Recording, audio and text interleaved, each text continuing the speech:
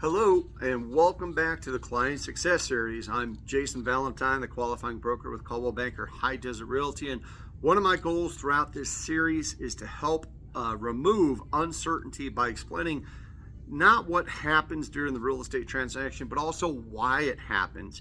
In our last episode, we talked about the earnest money and how it helps protect both buyers and sellers as we move through the transaction. Today, we're going to discuss what is often the most emotional part of the entire process, and that is the home inspection. So if you've never purchased or sold a home before, inspection reports can seem quite overwhelming. And it's not unusual for a report to be dozens of pages long, filled with photographs, technical observations, and tons of recommendations.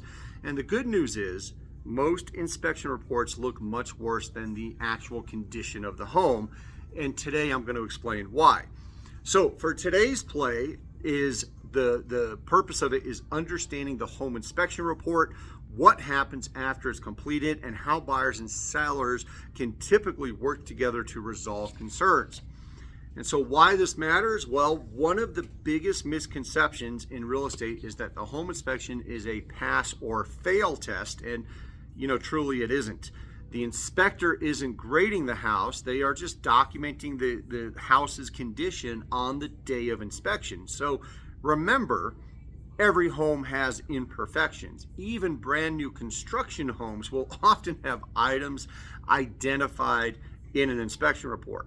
The goal isn't to find a perfect house, the goal is to help everyone understand the home's condition so informed decisions can be made about moving forward with the process.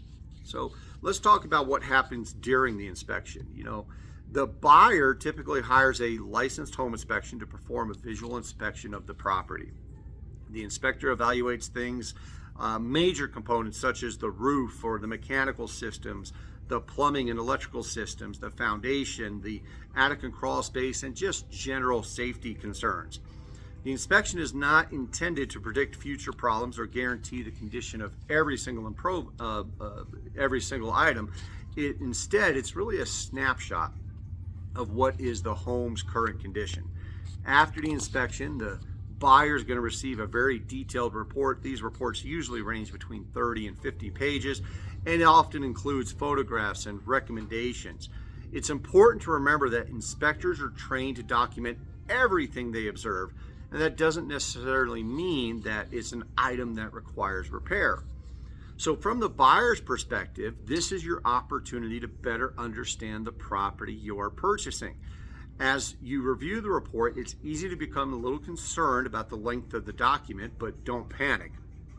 We'll go through the report together and focus on the items that truly matter. Generally speaking, we want to prioritize items that involve safety, structural integrity, mechanical systems, and significant defects that might affect the value's property or livability.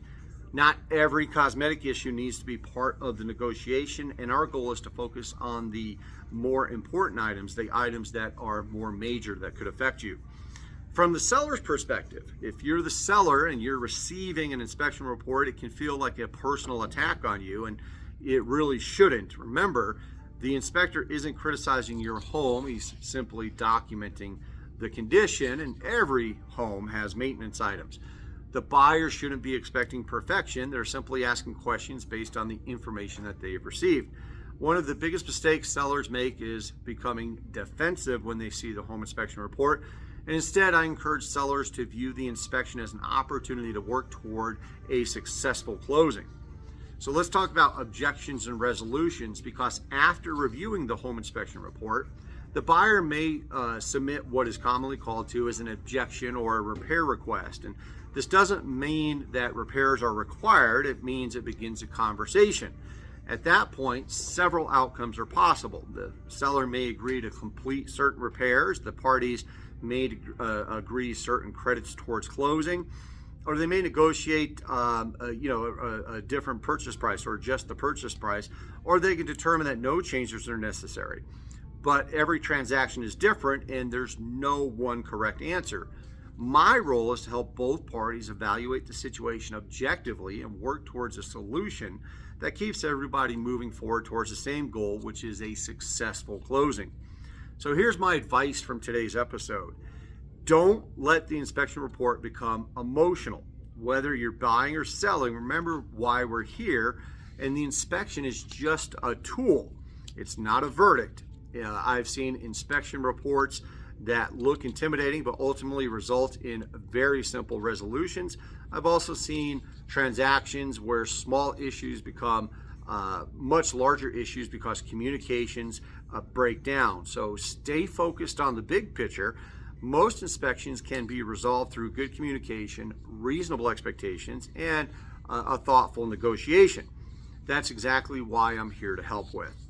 So while the inspections are taking place, I'll be coordinating several important pieces in the transaction. We're going to review the inspection findings with you. We're going to distinguish between routine maintenance and things that could be more significant items of concern. We're going to communicate with the other agents and other brokerages involved and negotiate repair requests and credits when appropriate.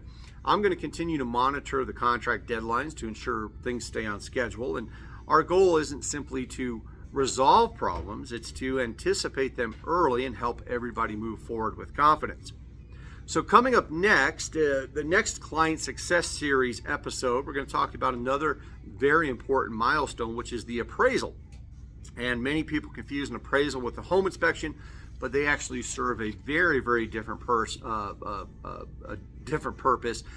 We'll discuss why lenders require appraisals, what appraisers evaluate, and what options are available if the appraised value comes in lower than what the agreed upon purchase price is.